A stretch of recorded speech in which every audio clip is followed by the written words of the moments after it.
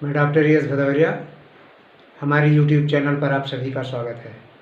दोस्तों, उत्तर प्रदेश उच्चतर शिक्षा सेवा आयोग की होने वाली असिस्टेंट प्रोफेसर परीक्षा का जो स्टडी मटेरियल हम आपको उपलब्ध करा रहे हैं, उस कड़ी में आज हम 35वां भाग लेकर आए हैं। इस हमारे 35वें भाग में कुल 20 प्रश्न हैं और ये सभी 20 प्रश्न पूर्व की परीक्षाओं में या कि पूछे गए हैं या कि जो प्रश्न पूछे गए हैं उन्हीं के इर्द गिर्द, उन्हीं के सराउंडिंग के और प्रश्न हैं जो बहुत ही महत्वपूर्ण हैं परीक्षा के पॉइंट ऑफ व्यू से। तो दोस्तों, आप हमारे चैनल से जुड़े रहेंगे। आप हमारे चैनल को सब्सक्राइब ना किए हों तो सब्सक्राइब कर लें और बेल आइकन को दबा देंगे, घंटी को दबा देंगे, जिससे नोटिफिकेशन के माध्यम से जैसे ही हम वीडियो को अपलोड करें वैसे ही आपको मिल जाए, आप लाभान्वित हो सकें और अपने साथियों को भी लाभान्वित कर सकें। तो दोस्तों, चलिए आज हम देखते हैं कि आज ये 20 प्रश्नों की श्रृंखला किस प्रकार से है। तो इन 20 प्रश्नों की श्रृंखला का पहला प्रश्न इस प्रकार है। सामाजिक स्तरीकरण में निहित है। तो सामाजिक स्तरीकरण में क्या निहित है? सामाजिक इस असमानता। सामाजिक स्तरीकरण में सामाजिक समानता नहीं होती है, ये ध्यान रखना है। सामाजिक न्याय भी होता है। सामाजिक क्या क्या नहीं होता है? तो सामाजिक न्याय नहीं होता है, सामाजिक समानता नहीं होती है, सामाजिक अन्याय नहीं होता है। ये तीनों चीज़ें नहीं होती है। स्तरीकरण में सामाजिक अन्याय भी नहीं होता है, सामाजिक न्याय भी नहीं होता है, सामाजिक समानता भी नहीं होती है, ये शामिल नहीं होती है उसमें। उसमें सामाजिक असमानता शामिल होती है, उसमें सामाजिक असमानता निहित होती है स्तरीकरण में। प्रश्न नंबर 2 है, अंतर्राष्ट्रीय अभिवृत्ति के विकास पर बल दिया था। अंतर्राष्ट्रीय अभिवृत्ति, इंटरनेशनल फीलिंग, इंटरनेशनल एटीट्यूड। तो ये स्वामी विवेकानंद, अपने अगर इंडिया की बात किया जाए तो इंटरनेशनल फीलिंग जो सबसे ज़्यादा कहा जाए तो विवेकानंद में थी। प्रश्न नंबर 3 है, श्री अरविंद के अनुसार शिक्षक का मुख्य कार्य है। अरविंद के अनुसार शिक्षक का मुख्य कार्य यह है सुझाव देना, परामर्श देना। सुझाव देना शिक्षक का सबसे बड़ा कार्य है, सबसे मुख्य कार्य है।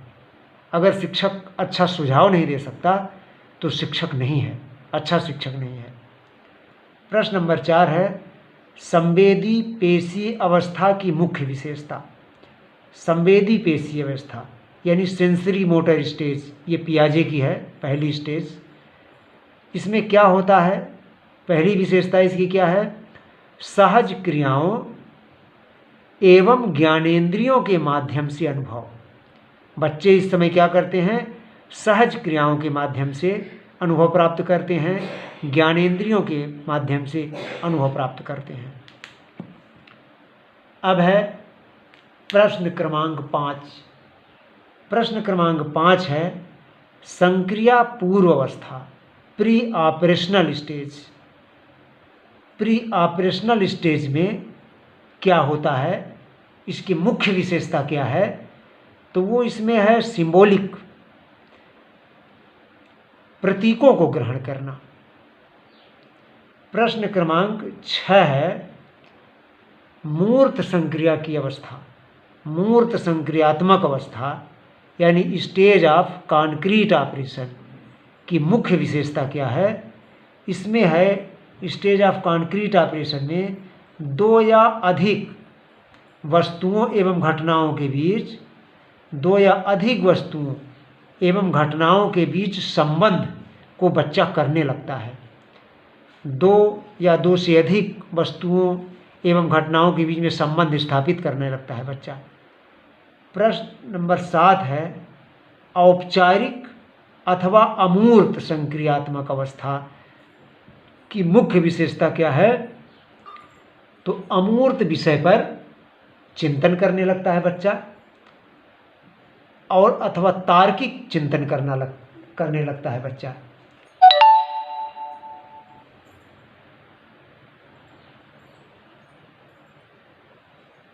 तो अमूर्त विषय पर और तार्किक चिंतन करने लगता है। अमूर्त विषय पर चिंतन करने लगता है, जो चीज़ें नहीं दिख रही हैं, जो चीज़ें नहीं दिखती हैं उन पर चिंतन करने लगता है। तार्किक उसमें क्रियाकलाप में भाग लेने लगता है। क्वेश्चन नंबर 8 है, शासी निकायों द्वारा प्रयुक्त प्रभाव व नियंत्रण किस प्रशासन के अंतर्गत आता है? शासी निकायों द्वारा प्रयुक्त प्रभाव व नियंत्रण किस प्रशासन के अंतर्गत आता है? तो ये है बाह्य प्रशासन। प्रश्न क्रमांक 9 है, विद्यालय के प्रधानाचार्य द्वारा प्रयुक्त प्रभाव व नियंत्रण किस प्रकार का प्रशासन है? तो यह है आंतरिक प्रशासन।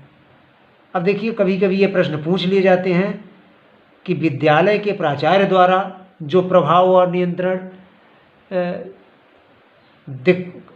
दिखता है या स्थापित किया जाता है, वो कैसा नियंत्रण है, कैसा प्रशासन है? तो वो है आंतरिक प्रशासन। और शासी निकाय द्वारा, शासी निकाय का तात्पर्य है कि जैसे स्थानीय निकाय भी हैं, गवर्नमेंट बॉडी हैं, ब्लॉक स्तर की कोई टीम है, जिला स्तर की कोई टीम है, प्रदेश स्तर की कोई टीम है, नेशनल लेवल के केंद्रीय टीम कोई है, ऐसा जब प्रभाव व नियंत्रण स्थापित करता है, दिखाता है विद्यालय में, तो वो चीज़ें हैं बाह्य प्रशासन के अंतर्गत। और विद्यालय के अंदर आंतरिक प्रशासन कहा जाता है। जैसे प्रधानाचार्य अगर कोई नियम से, किसी भी वाक्य से अपने प्रभाव में विद्यालय को अपना प्रभाव दिखाने का प्रयास करता है, अपना नियंत्रण दिखाने का प्रयास करता है विद्यालय का प्राचार्य, तो वो है आंतरिक प्रशासन की बात। अब है प्रश्न क्रमांक 10। प्रश्न क्रमांक 10 है, वह प्रशासन जिसमें सत्ता स्थानीय निकायों के पास होती है। स्थानीय निकायों के पास सत्ता जब होती है तो उसको कहते हैं विकेंद्रीकृत प्रशासन, डिसेंट्रलाइज्ड एडमिनिस्ट्रेशन। प्रश्न नंबर 11 है, वह प्रशासन जो एकरूपता पर बल देता है, एकरूपता पर, एक जैसा, वो है केंद्रीय प्रशासन। एकरूपता पर जो बल देता है, माने कुल मिलाकर के यहाँ केंद्रीय व्यवस्था होती है, एक ही मालिक मुखिया होता है इसका, तो वो है केंद्रीय प्रशासन। अपनी शक्तियों का बंटवारा माने डिसेंट्रलाइज नहीं रहता है, सेंट्रलाइज रहता है शक्तियों का बंटवारा, वो केंद्रीय प्रशासन है। प्रश्न नंबर 12 है, वह प्रशासन जिसमें सत्ता शीर्ष पर, सत्ता जो होती है शीर्ष पर, वह उसके आसपास एकत्रित होती है। शीर्ष पर या आसपास, बहुत दूर दूर तक नहीं, तो वो है केंद्रीयकृत प्रशासन। तो सत्ता शीर्ष पर यानी एक मुखिया और उसके आसपास अधीनस्थ, उसके नज़दीकी और भी अधिकारी, अगर ऐसा है तो वो है केंद्रीय प्रशासन। अब है प्रश्न क्रमांक 13, वह प्रशासन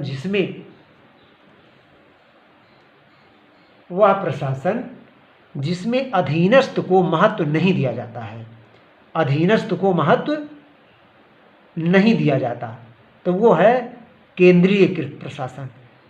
अधीनस्थ को महत्व नहीं दिया जाता, जो दूर दूर अपने छोटी छोटी इकाइयां हैं, वो हैं जो शीर्ष के अधीनस्थ जो और अधिकारी हैं, उनको बहुत महत्व नहीं दिया जाता है, तो वो है केंद्रीयकृत प्रशासन की बात आती है। ये इसमें अधीनस्थ को महत्व नहीं दिया जाता है, और जिसमें अधीनस्थ को महत्व दिया जाता है वो है विकेंद्रीकृत प्रशासन।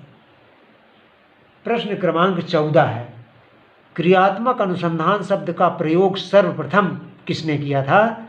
तो वो था कालियर। द्वितीय विश्व युद्ध के समय कालियर ने किया था।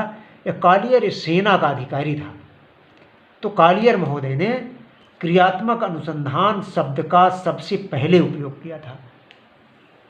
प्रश्न क्रमांक है 15। सामाजिक संबंधों की दिशा में क्रियात्मक अनुसंधान का प्रयोग। सामाजिक संबंधों की दिशा में क्रियात्मक अनुसंधान का प्रयोग है। सामाजिक संबंधों की दिशा में अगर किसने किया था तो वो है कर्ट लेविन 1946 में।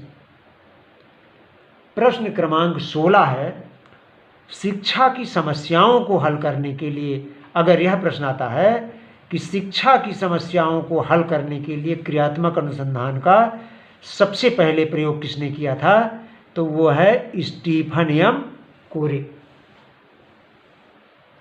अब है प्रश्न क्रमांक 17। क्रियात्मक अनुसंधान का जनक, प्रवर्तक अथवा सृजनकर्ता किसे माना जाता है? तो वो है, अगर ये आता है कि क्रियात्मक अनुसंधान का जनक या क्रियात्मक अनुसंधान का प्रवर्तक या क्रियात्मक अनुसंधान का सृजनकर्ता, तो बिना हिचक आपको स्टीफन एम कोरे लिखना है। भले ही इसके पहले सामाजिक संबंधों में, सामाजिक विज्ञानों में कर्ट लेविन ने किया हो, कालियर ने इसका सबसे पहले शब्द का प्रयोग किया, सब ठीक है। लेकिन यदि प्रवर्तक पूछा जाए तो प्रवर्तक क्रियात्मक अनुसंधान का स्टीफन एम कोरे को कहा जाता है। चूँकि इसलिए उसका जनक कहा जाता है कि कोरे ने शिक्षा में इसका प्रयोग किया है, और शिक्षा जो है सबसे महत्वपूर्ण इकाई है पूरे समाज की। जब उसका पूरे समाज में यूज होने लगा और उसका उपयोग फिर शिक्षा में हुआ, और शिक्षा के माध्यम से हर जगह उसका उपयोग हुआ, अच्छे छात्र तैयार हुए, अच्छे शिक्षक तैयार हुए।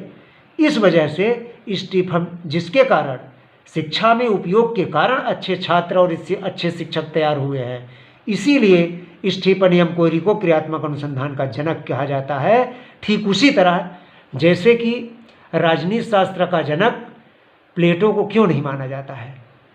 प्लेटो अरस्तु के गुरु थे, लेकिन अरस्तु को राजनीति शास्त्र का जनक माना जाता है इसीलिए कि राजनीति को एक वास्तविक धरातल पर अरस्तु ने लाया है। एक कल्पना लोक में था प्लेटो के समय में, जो राजनीति शास्त्र था वो कल्पना लोक में था,